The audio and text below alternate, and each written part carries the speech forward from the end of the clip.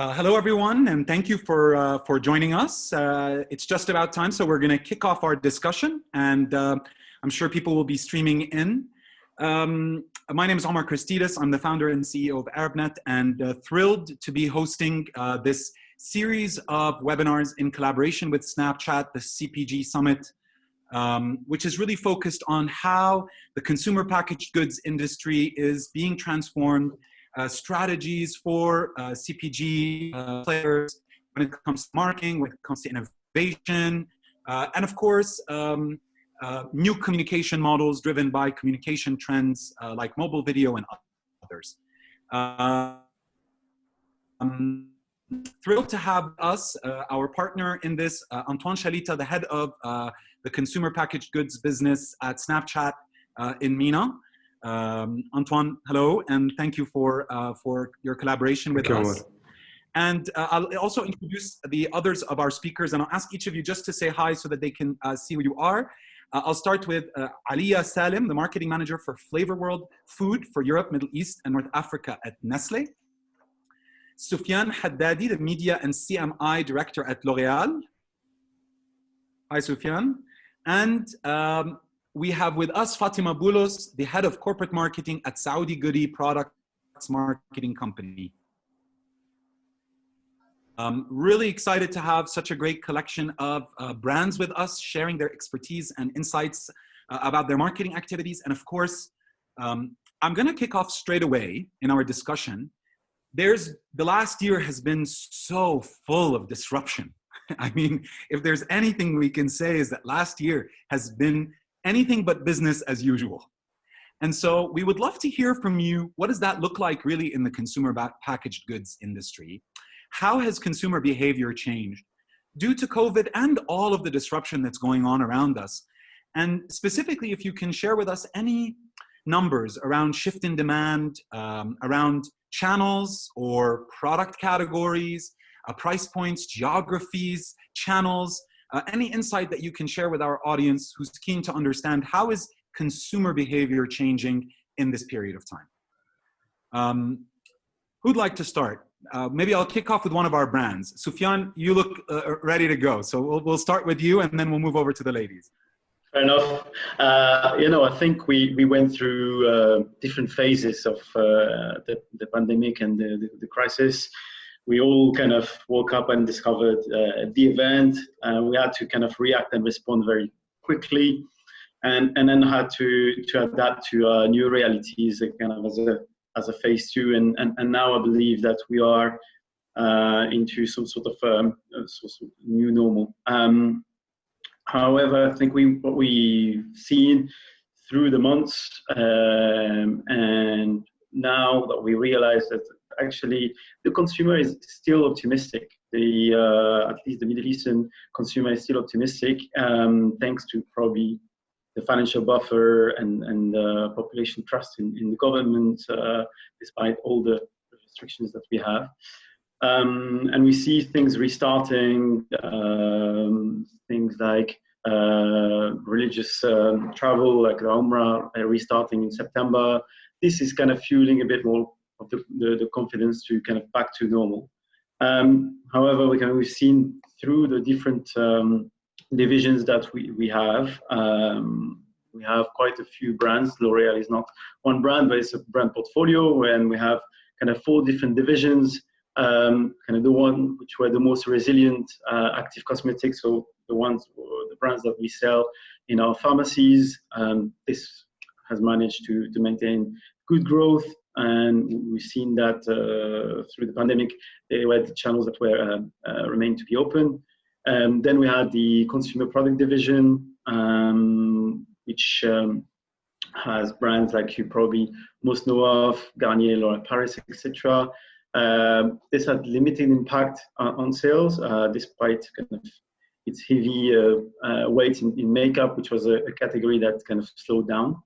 And then we have the luxury division, which kind of managed to still relatively maintain a solid activity thanks to e-commerce, and despite kind of closure of almost all the point of sale, like the the Bloomingdale's and the likes. And lastly, our professional division, which you found in our in hair salons and spas, and this kind of still managed to relatively maintain solid activity throughout, and we managed to balance that out thanks to e-commerce. Sofiane, I'll push this, and this question is open to everyone. One of the things we heard about a lot initially is the idea of consumers economizing, right? Going for the cheaper option, going for the bulk, going for cheaper products. Did you see this? And from there, I'll ask also our other panelists, did you see this? But we'll start with you. And any other trend that you saw from that perspective? Yes, we saw an acceleration in terms of deal seeking, etc. However, our brands that were kind of a bit more premium remained strong throughout, and things like exclusivity were things that the consumer was searching for. Pampering him or herself was still at the core. So yes, there's been an acceleration of and search of the seeking, but still we've seen a good resilience. Interesting. Maybe I'll go to you, Aleia. What kind of consumer behavior changes did you see? Maybe at Nestlé, you've got less of the kind of premium products that Sofiane was talking about. And then, of course, you can correct me if I'm wrong. But would love to hear the trends that you've seen in the Nestlé food business or the dairy business, which you were leading before. Yeah, no, I mean, I think we've seen a lot of the same trends, and I feel like there were certain trends that we were seeing before COVID, and COVID probably just accelerated some of those trends. So especially in the MENA region, I think with all the turmoil that we constantly face, whether it's economically or politically, I think our consumers are constantly strapped for money. I mean, there's a wide range of types of consumers, but in general, people with time, and we feel it especially in Egypt, probably in Lebanon is another one of the places where people are stretched, their finances are stretched, and so F&B and consumer packaged goods in general are occupying a bigger share of their spend. So it means they have less money to spend on other things. They're really careful about how they spend their money. And then that's to varying degrees depending on where we're at. So COVID, I think, just exaggerated that, because maybe in the beginning people were stocking up on certain items, whether they be their regular items or new categories, you know, like sanitizers and certain disinfectants and so on. But I think now as we come out of, or at least when we came out of the peak, I think people are feeling the hit of the economy. So more and more people will continue to be cost conscious.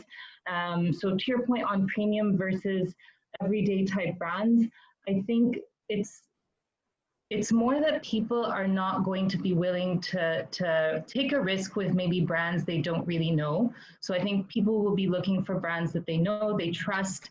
So even if it's a bit of a premium brand or a mainstream brand, they'll just find other coping mechanisms like buying smaller packs or buying it less frequently or whatnot, rather than taking maybe a risk for something that they don't know. And then that depends, of course, if you're more strapped for money, then you might start to look for more affordable formats. But certainly at Nestlé, I think it depends. I wouldn't say there's a rule as to premium versus everyday mainstream. I think it just depends on how much of a role that brand plays in the consumer's life and whether they are willing to, you know, take a risk on another brand or not. So long story short, I think we're seeing definitely this being strapped for money and making choices on the brands. But then I think the trends that we've also seen pre-COVID that are continuing with us are, you know, digital, which is not a trend anymore. You can't really call it a trend. The look and need for more nutritious options, you know, plant-based. So this whole idea of flexitarianism. So there's certain things that I think have existed before, and I think with COVID, they're just more exaggerated. Super interesting. Fatemah, are you seeing some of these trends also that Aleia talking about? Because you guys are also very much in the food space. So I think it's really interesting, Aleia, the idea of economizing in different forms of behavior. It doesn't have to be letting go of the brand. It could be smaller amounts or infrequent. But your other insights around healthier options or more nutritious options, flexitarian. I'm curious, Fatemah, if you're seeing those trends and what other trends that you're seeing from your experience, and maybe some of them are particular to Saudi, we would be keen to know. Yeah, actually, whatever I do second whatever Aleia was talking about. You know, in terms of, yes, even before COVID, I think we were seeing those trends already.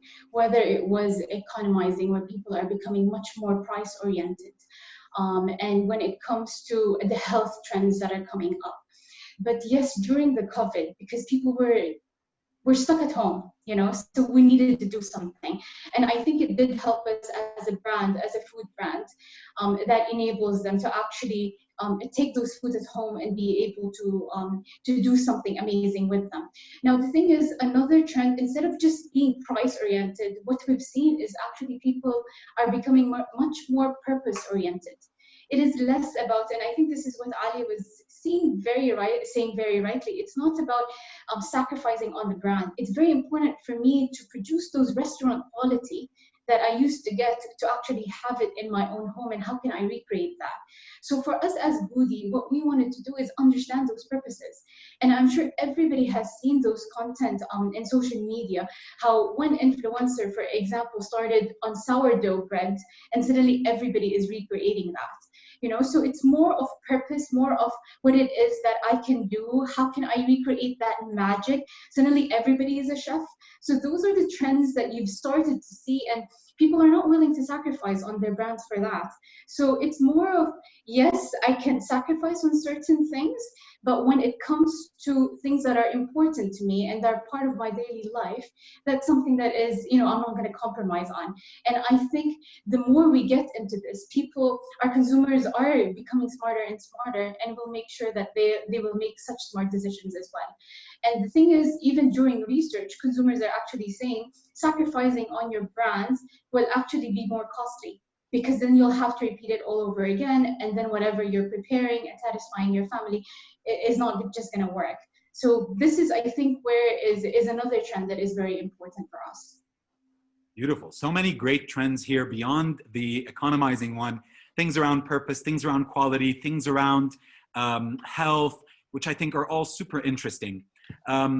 Antoine, I don't want to make it round robin, but I wanted to open, if you'd like to add any insights on this from your experience. You work with so many brands, from your talking to them, what you've been seeing as insights from their sides. Thanks, Omar. Thanks for having us. From my side, I'll just kind of, emphasize on a couple of stark pivots that we've seen, right? Like, I think reduced mobility, lockdown, meant that people were no longer going to buy stuff in the same way they used to buy, right? Suddenly we started seeing kind of consumers going to digital to be able to purchase. And obviously that would be dependent on geographies, but like talking about the GCC countries, we started kind of seeing kind of an interesting shift in that area. And one thing that was quite interesting in the way consumers were trying to handle and grasp whatever was going on with the pandemic is that concern for safety and access to accurate information, right? I think these two elements were kind of stark changes that might have been there in the past in terms of, looking for convenience, trying to kind of purchase things online, looking at the labels and trying to understand what's going on, opting for the brand they trust and they're used to. But these behaviors really accentuated because there was kind of genuinely a concern for safety, health, and the risk that they would be associating to themselves, to their families, in addition to eventually kind of the legislation. Like, there was kind of the rule of law at a certain point in time was to stick at home and not be able to exit your house in the usual way that you would want to. So I think these are important facets that we've seen a lot of our advertising partners really try to juggle with, really try to look for ways to kind of leverage, in our case, our platform, to kind of really instill that trust and intimacy with the consumer, but at the same time try to recreate certain shopping experiences, right? Like, if you're not having access to retail, what do you do then? And these are elements that we've really worked hard with a lot of our advertising partners to kind of recreate using the power of our platform. I love that. And I'm going to come back to that because I'd like to hear about how the consumer journey has been changing. And it sounds like what you're trying to do is substitute some of this online engagement and social engagement, have that substitute the retail experience and engagement with the physical brand. But before we go there, we've seen now everybody's been telling me about, and telling our audience about the shifting consumer behavior. That shift, of course, has on your side a shift potentially in marketing strategies and tactics, right? And probably even messaging around thinking about how to engage your consumers around messaging. I'm curious as to what has been the shift that you've been pursuing, both at the strategic level and at the tactical level. Anyone want to kick us off with this? Aleia, how about you kick us off with this? No worries. So no, I think there's a lot of good points that were made on trends and shifts that we're seeing. And for sure, a lot of that's on a strategic level. We've been working on, so I didn't mention it earlier, but you know, there's, Fatemah mentioned it, this idea of brands with purpose. And it's not just, you know, talking about purpose, but actually walking the talk. And I think the younger generations are certainly looking for brands that are thinking about how they're using their resources better and more effectively, what their impact is on the environment, what sort of values they have. So some of the examples, you know, we've made a lot of commitments around sustainability, you know, making our packaging recyclable, for example, reducing single-use plastics in our products, trying to, you know, drive more the plant-based on the agenda. So you mentioned dairy. So yeah, we've launched, you know, Nesquik chocolate milk in a plant-based version, sweetened condensed milk in plant-based, you know, and you see it across a lot of our businesses where we're really trying to cater to the shift in consumption that we're seeing.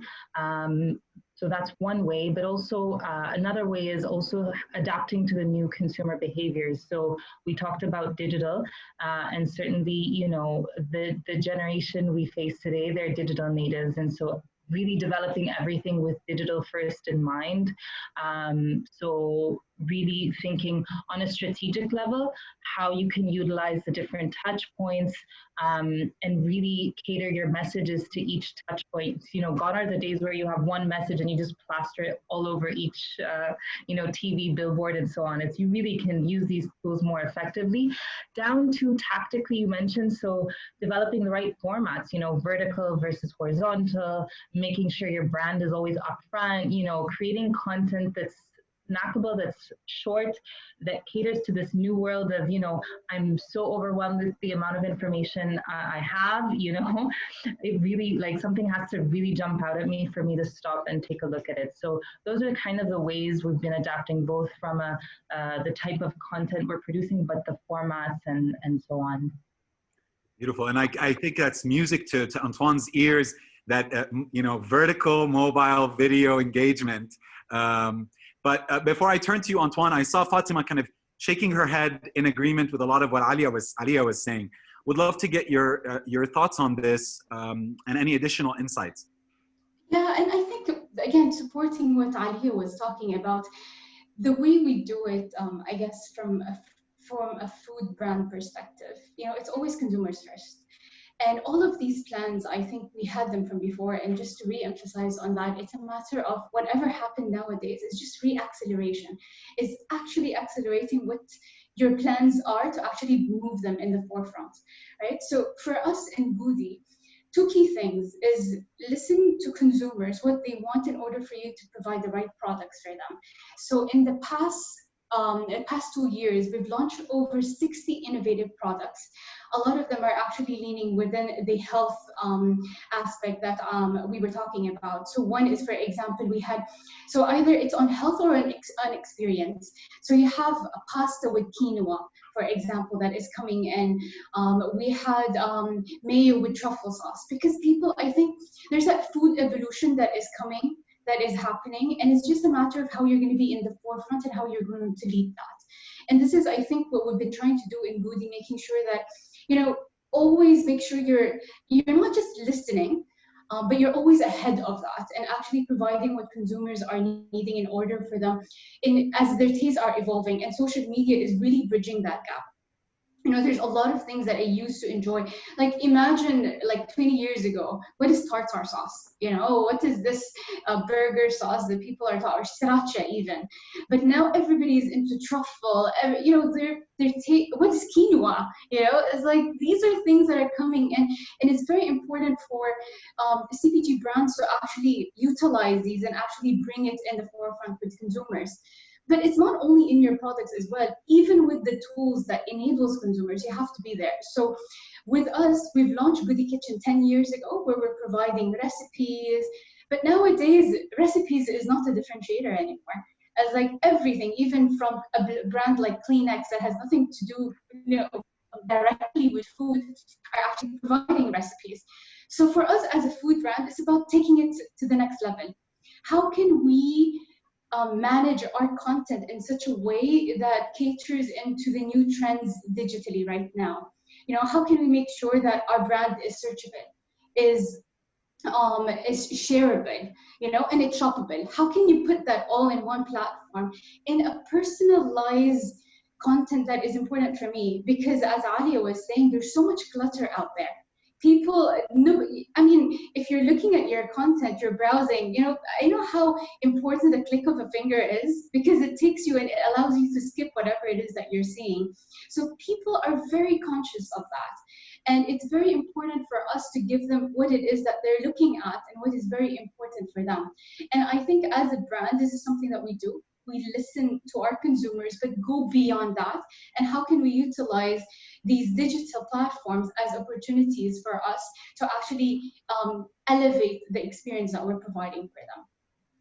Beautiful. So we're talking about so many things, whether it's product innovation, communication innovation, and then around communication, and I'm gonna move to you, Antoine. Around communication, we're hearing a lot of things like the clutter of content available, standing out in all this noise. We're talking about shareable, we're talking about personalized. What have you seen from marketers shifting their strategies? And maybe if you'll start us with some food brands within CPG, and then we can talk about fashion and beauty and move to Sofiane to get his perspective as a brand.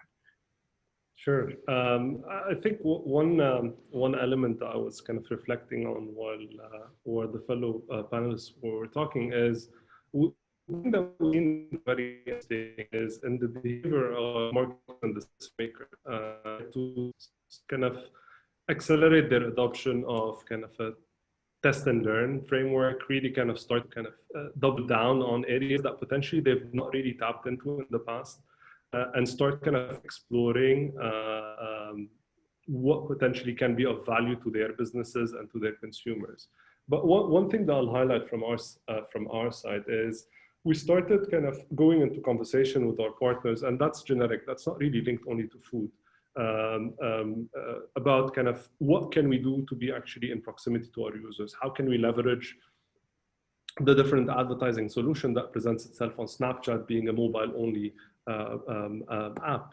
And eventually we started even going into conversation about Nestlé, L'Oreal, and many other partners, including Goody, asking us about our brand safety measures. How are you tackling misinformation? How can we be comfortable in placing our brand on your platform and leveraging kind of the strength point of what makes Snapchat? And this is an area that was very interesting to us in the past few months, to be honest, within the context of marketing strategies and tactics. Obviously, they need to kind of, recreate these recipes. Augmented reality is an amazing application that helps you kind of, create those potential images, helping actually people that you're connecting with to actually explore what your brand stands for or what your brand appeal is around, right? And at the same time, what helps us as a platform is the way we manage our content. I know I've spoken about brand safety a bit earlier, but we're a closed platform, right? So eventually what that means is that the North Star for us within the span of content is not the quantity or volumes of content that relies on the platform, but it's actually the quality. So we curate every single piece of content that has access to the reach of our platform, right? So we choose it, we select it, we look at it, be it through machines or through the teams internally, to make sure that the brands are comfortable in placing themselves and the stories that they want to tell within the environment that we're proposing to them. And that's been kind of at the forefront of a lot of conversation. Obviously, vertical is something that rings a bell strongly at Snapchat. And this is something that kind of we hold up really high within our conversation with our partners, because ultimately we know what works with our users. We know how users actually are using our platform. We understand their ability to kind of maneuver around the different modules and product features that we have as an app, right? One thing, just stepping away and potentially an amazing segue to Sofiane, is the work that we've seen a lot of our beauty and personal care partners actually start doubling down on, right? So virtual try-ons, using AR to actually double down on the missed opportunity that where they're seeing kind of reduced traffic to retail environments. How can I actually create that experience for you to discover more about my business, more about my brand, more about my product features by using something that's at the tip of our users on a daily basis, which is the camera. And that were kind of a lot of the conversation that we've had over the past few months in terms of really supporting a lot of our marketing partners and decision makers to be able to kind of bridge the gap that they're seeing versus the previous times they've had. It's interesting to me, just before I move to Sofiane, this idea of how much purpose is part of this discussion, starting from the brand, moving down to the platform, the consumer, which is something that maybe 5 years ago we would not have heard in a session like this. And I think that's really a powerful conclusion. Sofiane, since also Antoine set us up for the next question, I'd like to kick that off with you, and feel free to comment on both. Sofiane was talking about the consumer journey and parts of it that have become impossible to have as a result of COVID and what's going on, and especially the retail experience. And so what I wanted to ask is how is the consumer journey changing, right? And you know, that the flip side of this, of course, is your marketing strategies and how you're aligning those with the new consumer journey. But you know, there's so many things that are affecting the changing consumer behavior and priorities, as we heard, new technologies like augmented reality, virtual reality, trends like you know, e-commerce. I want to leave that just for a bit because that's going to be our next big question. I think it's one of the biggest trends right now in the consumer packaged goods industry. But you know, a lot chatbots, artificial intelligence, so many technologies. So curious to hear from you on this. How is the consumer journey changing? How are you changing your strategies in response? Yeah, fair enough. So I mean, we've got to start with the consumer, and the consumer region. I mean, talking about the GCC is the most connected and digitally savvy in the world. I mean, when you look at the internet penetration, mobile penetration, etc. So people were already online, brands were not. So we were probably not offering the right experience. However, now when in the midst of the COVID, we only had online channels. We're only able to communicate through TV or online. We're not going outdoor or going to malls to kind of experience the brand. So we had to come to them, and what my fellow panelists talked about are some of the efforts brands are kind of trying to put together to kind of try to recreate that retail experience and enhance that retail experience.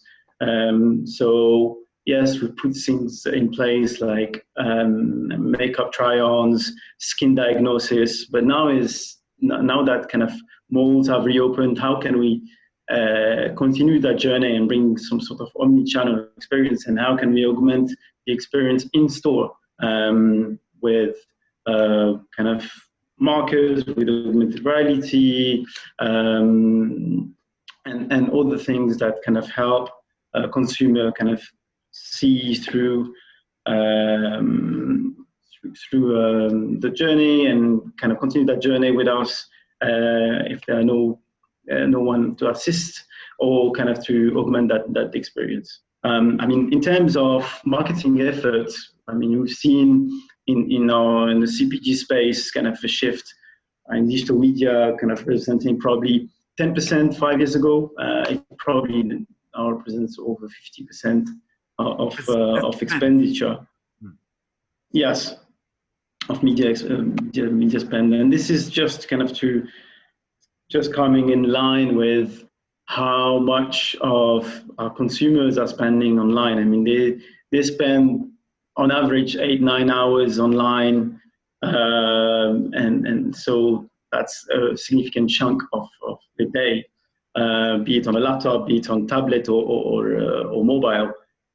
So we have to be where kind of consumers are, and not only be there, kind of bombard them with messages, but offering an experience. Kind of the other thing which we had to do probably we've seen through the pandemic is that a lot of brands just kind of shut off and plugged off all the media expenditure and have kind of went a bit silent.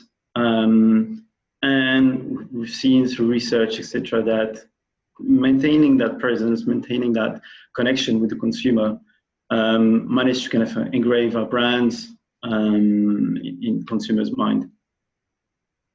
So would anybody else from our brand panelists be willing to share a little numbers on their spend on digital versus not? Right, if I said, like, Sofiane just said 50% plus of his budget is going towards digital. I won't ask you to give a number, but let's say, raise your hand if you're spending more than 25% on digital. Would you be comfortable answering that? Okay, over 50% on digital? Okay, interesting. But that's still a significant chunk. Aleia, you wanted to say something, please. Yeah, I was going to say, I mean, I think it really depends on the context as well. There's no doubt that COVID and before COVID, digital has, you know, it may have started as a bit forced. Like I remember back in the day when, I'm dating myself, I know that, you know, companies had to have like internal sort of thresholds or requirements for digital spend just to get it ingrained in the culture that digital is important. And now it's just become, you know, you don't even think about it. You know, you don't need, it's not even a point of discussion. It's a matter of, you know, which platforms am I going to be putting, investing my money behind, how, you know, really making sure that the messages are as optimized as possible.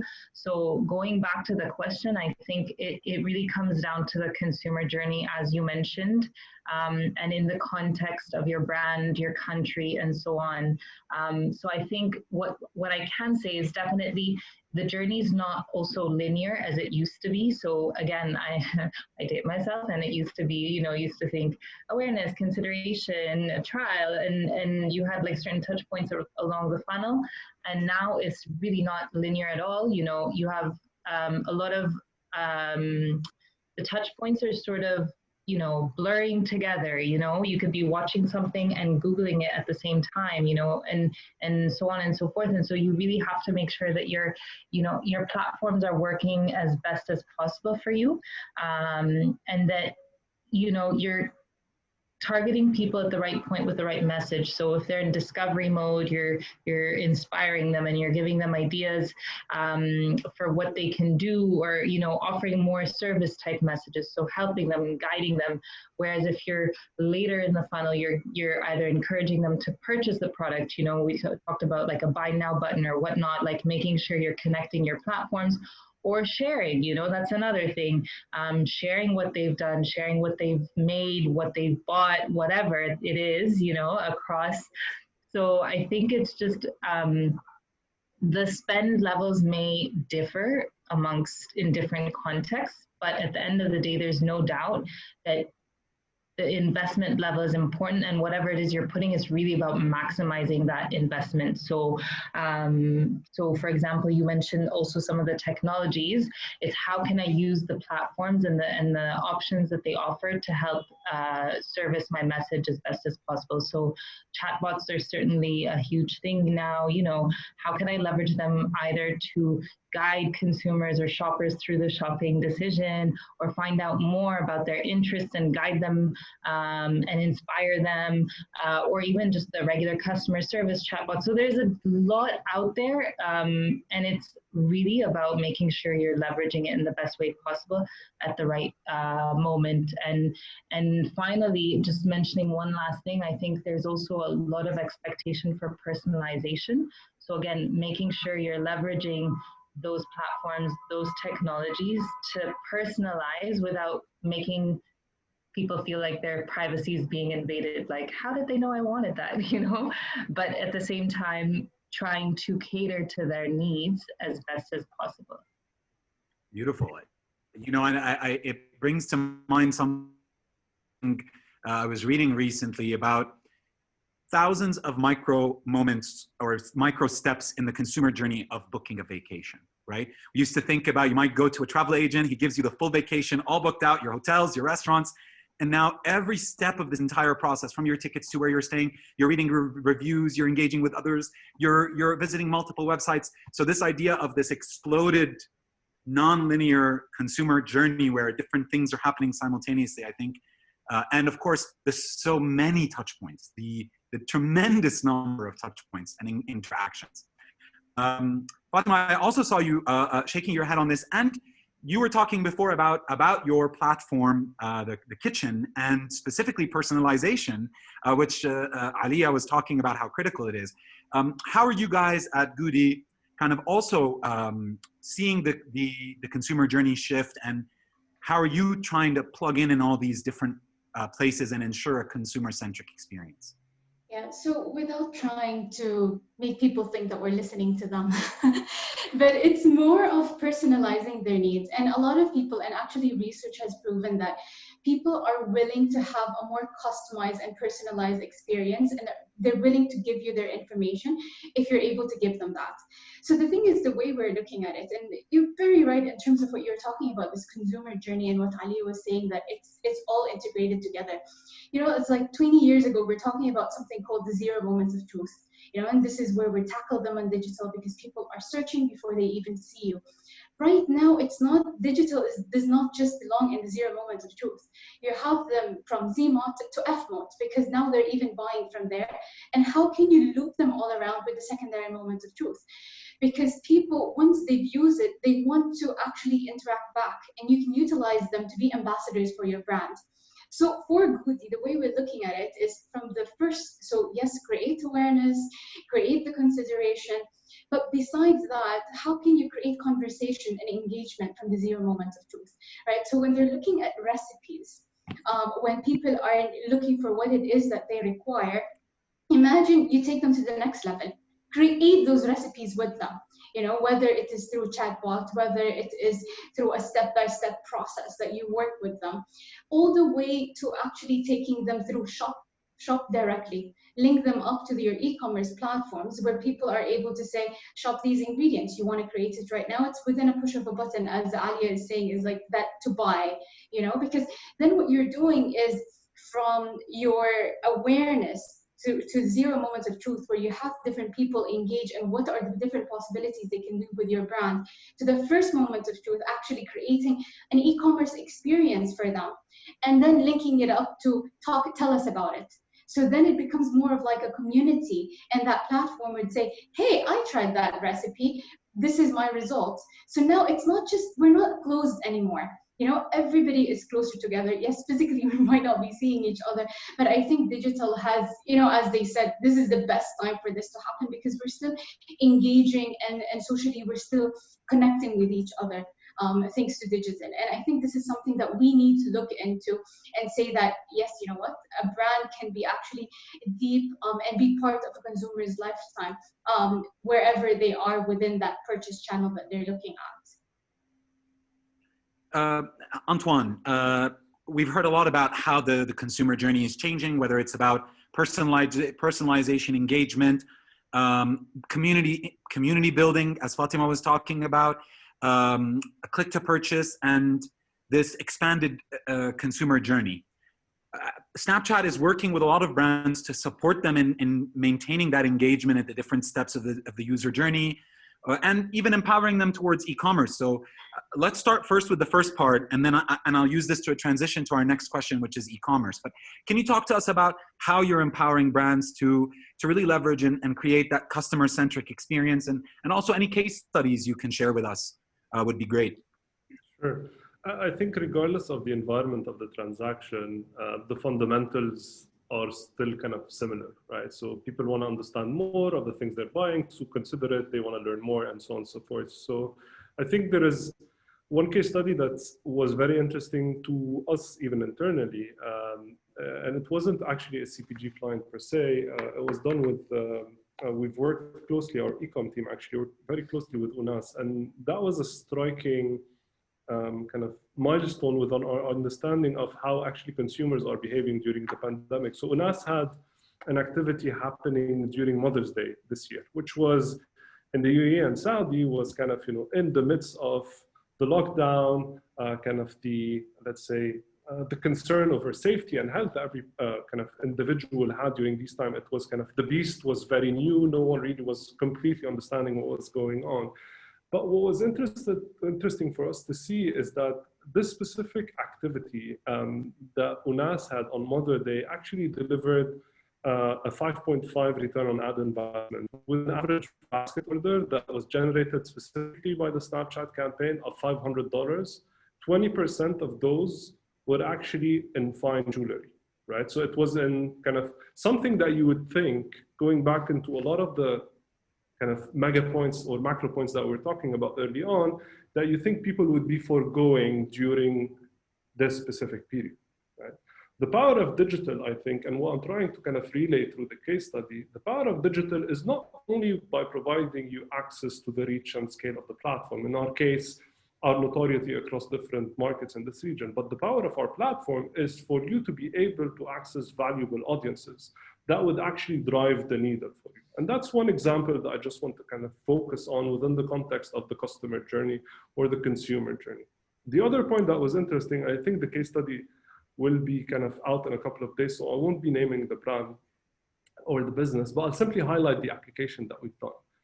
Throughout the pandemic, and once we started seeing the mobility or the lockdown being relaxed, and we started seeing kind of people really moving again into retail environments, one of the kind of a famous beauty brand came to us asking us, how can we overcome the problem of people not be willing to actually put makeup on their faces, right? Or kind of from a health and safety concern, no one was really kind of engaging as brands and kind of touching the customer or helping them with kind of that specific makeup and cosmetic application. And what we've derived in that relationship is that, okay, we know AR, we know how it works. You understand your retail environment. Let's merge forces for us to actually contribute to your efforts within the customer journey. And what we've created is for a series of their products, an augmented application. People know how to use Snapchat. They know how their product actually interface with the consumer. Merging these two expertise, we were able to actually create an application where a Saudi woman happily using her own mobile device, being able to see the application of that product that she was intending to buy in the shopping environment. So my point is, whenever we're looking at digital, and of course, e-commerce is something that's quite dear to our heart, but the transaction and the value of the journey doesn't always end in a kind of digital environment where the transaction would live there. But there's a lot of digital interactions, be it information seeking or understanding how the kind of the different products work, actually allows you to facilitate the transaction for the consumer. And these are two case studies that we've kind of are from the pandemic and actually highlighted the value of different features of our platform. I also think it's interesting because I don't hear that many case studies of brands working with platforms in the level of integration that you're talking about, right? Brands often are setting aside budget for certain platforms. They're coming in with their marketing campaigns. And of course, they're working closely with the platforms to understand how to best leverage the platform. But this idea of integration and co-creation, I think it's really kind of interesting. And it has the ability to kind of generate unique experiences for sure. But staying within this frame and with you, Antoine, and I know you mentioned that it doesn't have to end in a transaction or in a physical or an online transaction, but for most brands, at the end of the day, the transaction is what we need, right? Someone's got to buy. We need them to buy stuff. And so increasingly, e-commerce has seen a massive boom in this time period. And After you, I'm going to go straight to Aleia because we had a very interesting conversation about e-commerce for CPG still in the region and its level of maturity. And I think that's really relevant to talk about. But there has been a ton of hype around e-commerce. Of course, the adoption rates are different across different markets, different categories, different products. How have you been supporting brands to kind of capture that e-commerce opportunity, Antoine? Okay, so I think first off, and I think that's probably the lowest hanging fruit in the conversation, is education.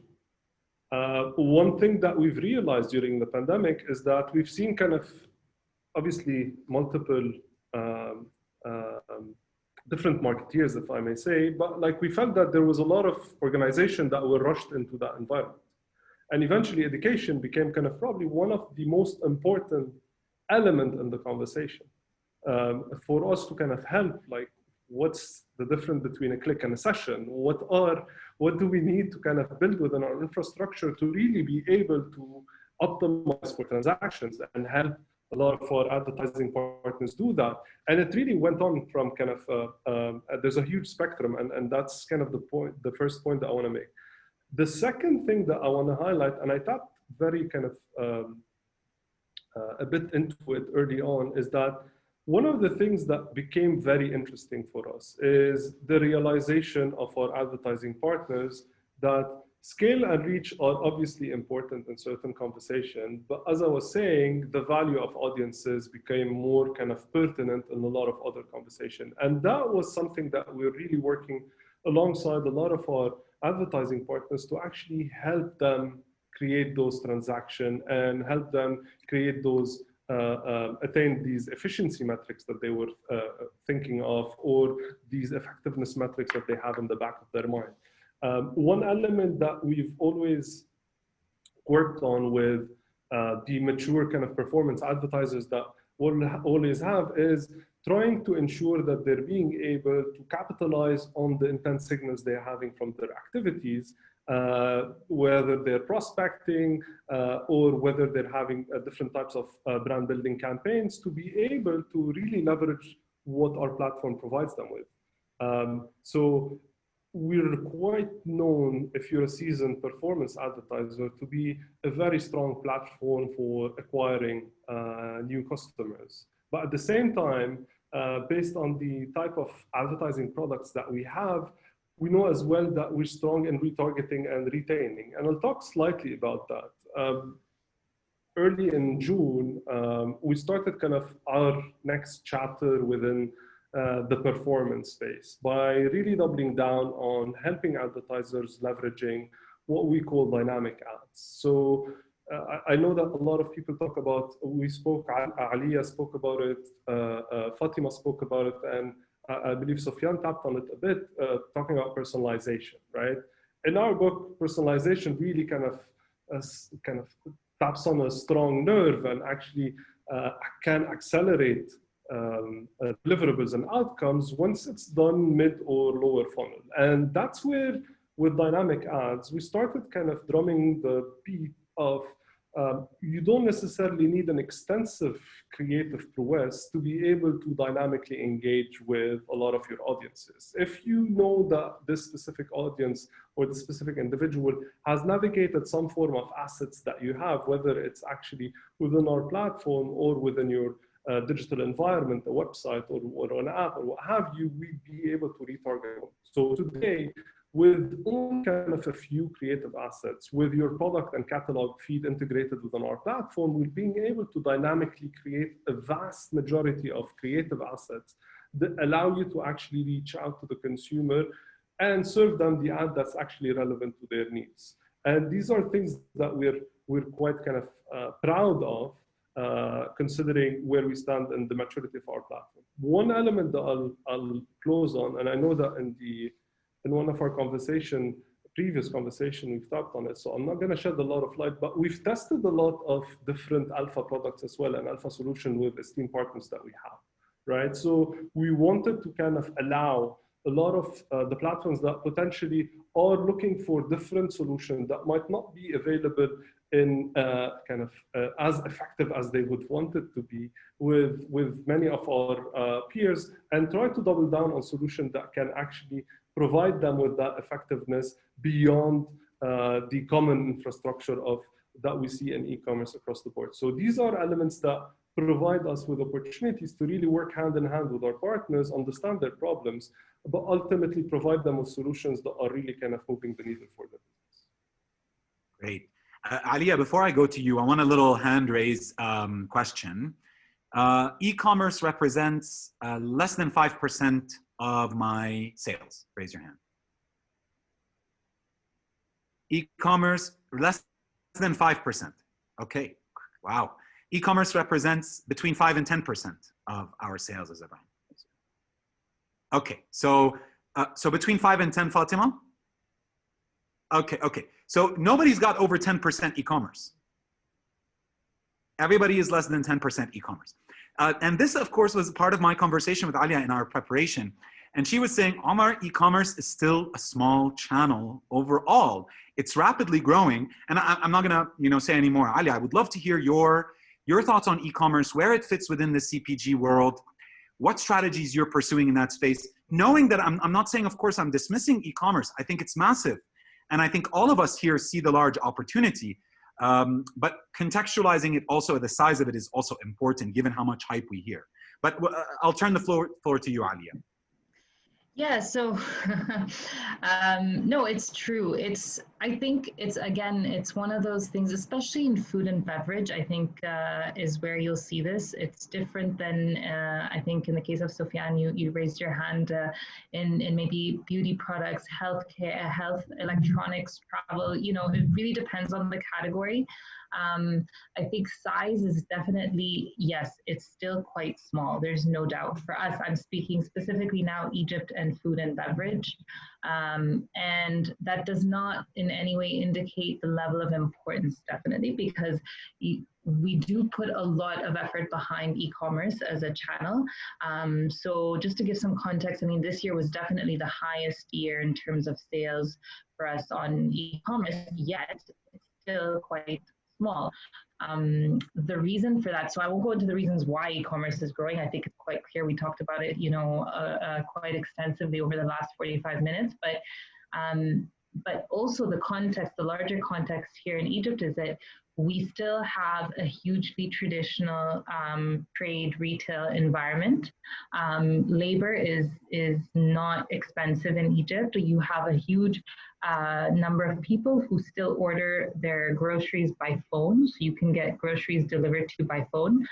So that also plays a role in the convenience element. Of course, when you order things by phone, you don't have the luxury of choice and the clarity of, explaining which brand you want or which size of pack you want and so on. It's really not definitely a complete replacement to e-commerce, but there are solutions out there that consumers or shoppers are using today, which have made it that, e-commerce is still not huge for food and beverage, yet it's growing. A lot of people during COVID said, at least 40-50% increase the amount of purchases they made in F&B specifically on e-commerce platforms. And I think it's one of those places where we have to invest for the future. There's no doubt. Again, because so many people are spending their time online. So even if e-commerce sales and F&B aren't as high as they could be as, for example, electronics or home care products, but again, people are going back and forth between platforms. So we definitely invest a lot behind making that experience quite user-friendly.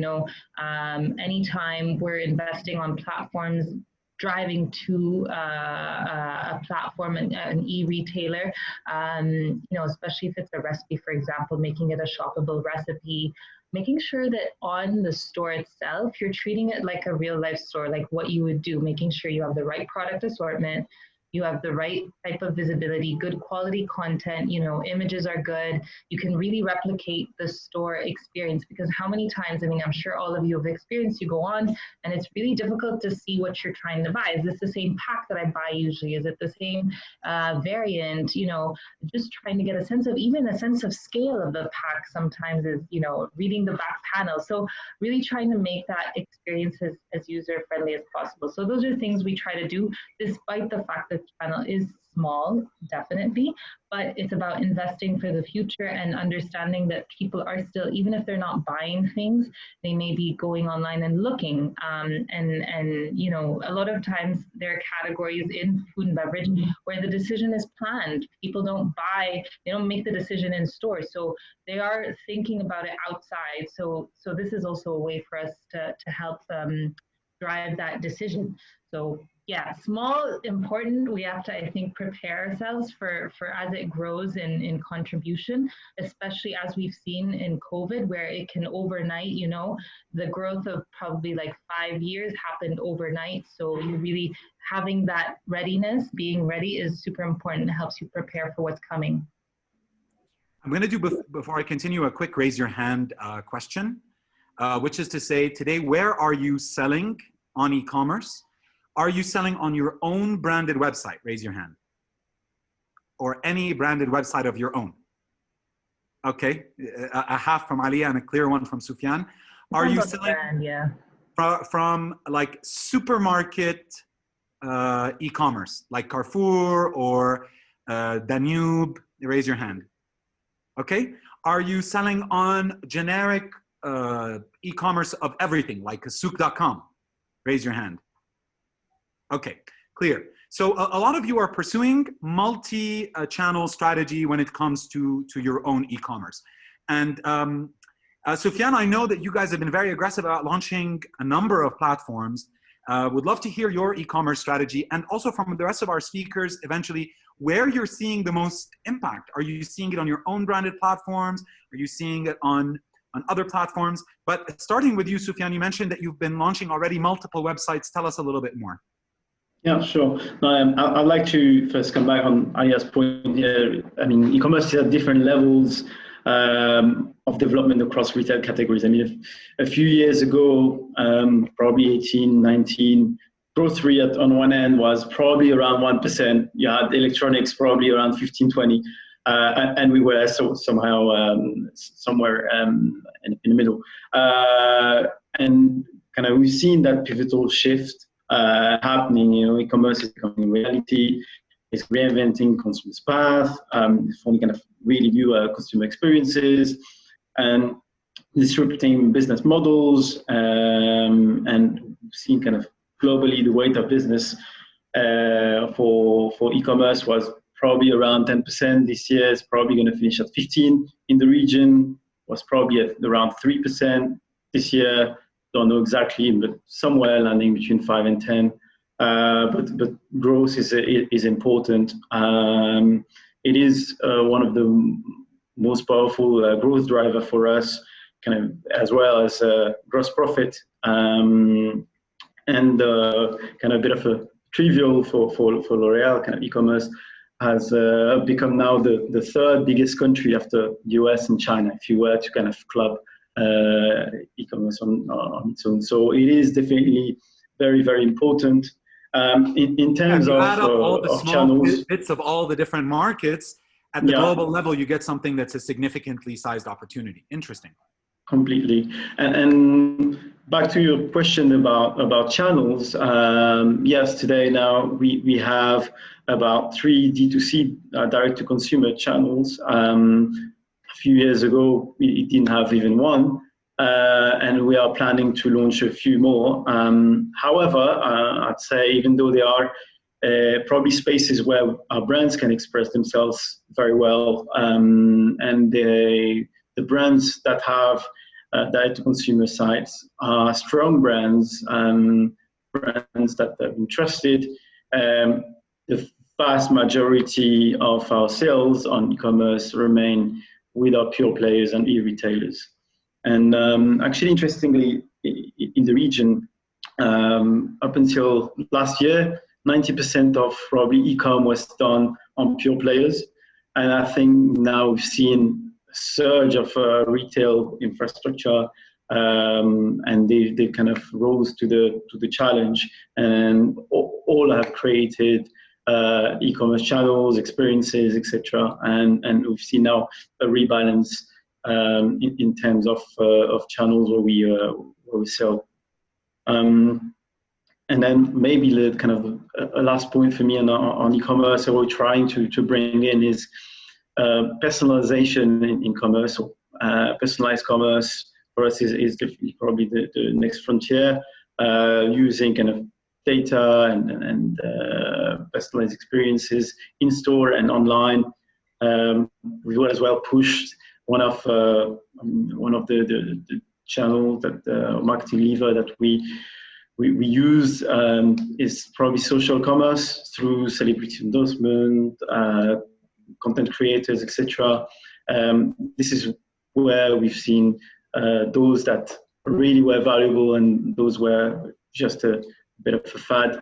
I mean, prior this pandemic and prior the acceleration of e-commerce, everybody was going into investment into influencers, but then which were the ones which really had the right level of influence, and we're able to measure that through the pandemic with e-commerce.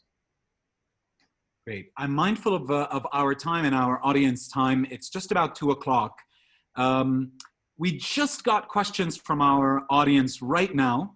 So I was going to do a wrap-up question of any advice, although I think we've got some interesting questions. So instead, I'll ask them. And what I'd ask is who from our panelists would like to address them? Given our limited time, maybe I'll ask only one panelist to address each.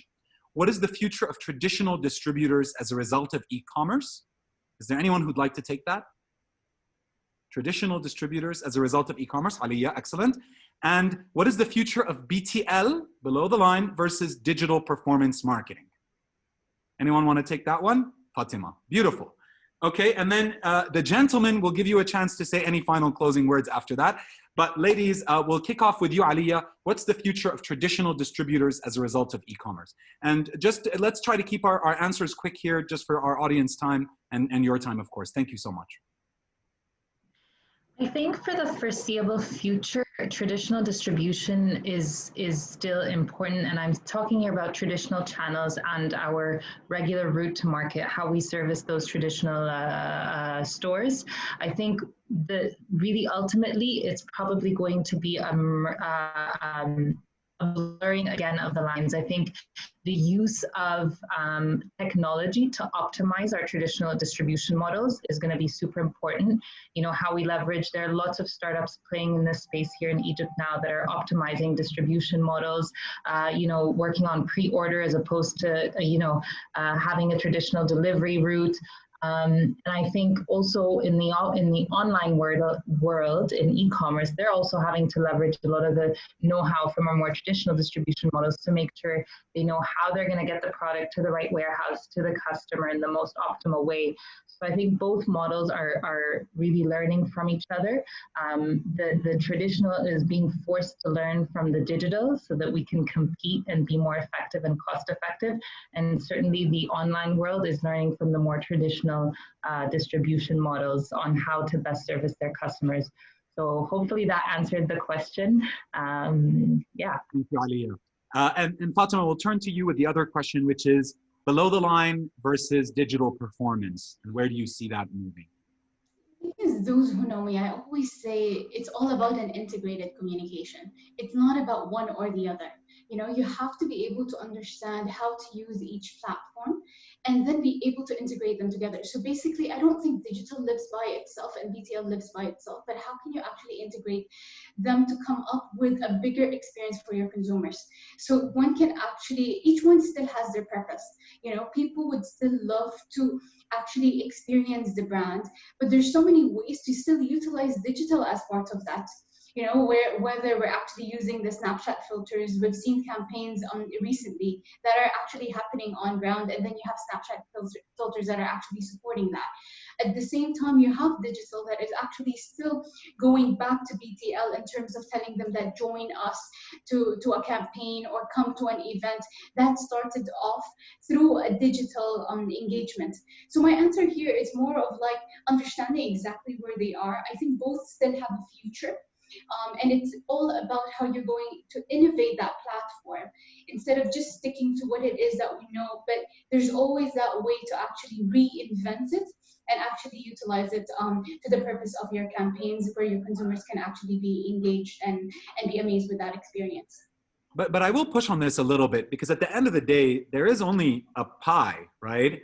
And you get to a point where you're saying, okay, well, I need to integrate across all the platforms, but the budget for each one eventually has to shrink as the number of platforms multiplies, and we have to be on every single one. We have to be integrating them and personalizing. And so there is a sorry, go ahead. Yeah, yes. It will depend on your objective, right? So for example, if my objective is, and again, this is also, I think, something that all of the brands do face, where you do have budget constraints. So for example, if it comes to actually having a wider reach, and there's certain things that digital can achieve that. So of course, a lot of people are going to prioritize that. But sometimes when you're able to create that experience that people actually can live, especially because it's become such a novelty nowadays, because everybody's being seen on digital, and as Aleia was talking earlier, there's so much clutter in there, and sometimes BTL is able to break that clutter. So again, it's what matters in terms of what you're trying to achieve within that particular period or that particular campaign, and then different mediums can answer that differently. Great. So a multiplication of tools, and then you figure out which ones you need in your based on your objectives. Gentlemen, I'll go to you, Sofiane. Any final words before I wrap up with Antoine? Whether on these questions or any final words that you would have as insights for marketers. No, I would second my fellow panelists. And it's not one against the other. It's not e-commerce versus commerce, etc. Some marketing versus digital marketing. So for us, in terms of what it means in terms of short term, is kind of keep winning short term wins, which are accelerate on performance media, and then for us, it's kind of fewer, bigger, better campaigns, whilst kind of also maintaining a long term vision. By we still play in the CPG space, so building reach through the right platforms, being where people are, engraving our brands through kind of repetition, consistent presence, and then probably continue exploring and creating local, relevant, innovative solutions. And I've mentioned that. Beautiful. And Antoine, I'll turn it to you for our last closing words. Any thoughts on this discussion or advice to marketers in this rapidly transforming time? Thank you, Omar. Thank you to my fellow panelists. I don't have anything specifically to add on the questions that were answered. There's one thing that I'll simply say. I think disruption, unexpected change, impact kind of comes in ripples. So eventually, one thing that I've highlighted at the beginning of the conversation is one behavior that we've seen in marketeers that I think was kind of split the market into successful organizations versus the ones that are still trying to recover, is being able to pivot into a ready state and maximize the readiness into kind of embarking in whatever changes that are happening around them beyond their will. But I think one element that's important for us is, I think speed and agility is gonna help kind of companies realize how they can capture value from their consumers. And I think Fatemah, Aleia, and Sofiane mentioned it a couple of times, by activating the brand value that's relevant to their consumer, they'll be able to capture the demand where it's at, whether it's in an online environment or an offline environment. And our platform is here to kind of support those ambitions, making sure that you're being able not only to access the breadth of our audiences, but making sure that you're being able to access the audiences and connect with the ones that are of value to your business, so that eventually you're getting them closer to a transaction, or at the least building the brand story that you want them to remember. Beautiful. And I think that's a great note to end on. I think that this world that we're living in, which feels to be changing every day at the speed of light, maybe the most important thing to keep in mind is that agility and flexibility and readiness. And I think everybody touched on that. You know, the surprise of the rapid increase in e-commerce, the shock of COVID, everybody moving and switching their supply chains, their marketing activities. I think this year has taught us the importance of that agility, and I think it's a wonderful note to close on. So thank you, Antoine. Thank you to all the panelists. Been a real pleasure having this conversation with you, and to our attendees, thank you for joining us. And please be on the lookout. We have 2 more sessions coming up as part of the CPG Summit with Snapchat. So check them out, sign up for the upcoming sessions, and we'll look forward to seeing you then. Thank you so much. Thank you.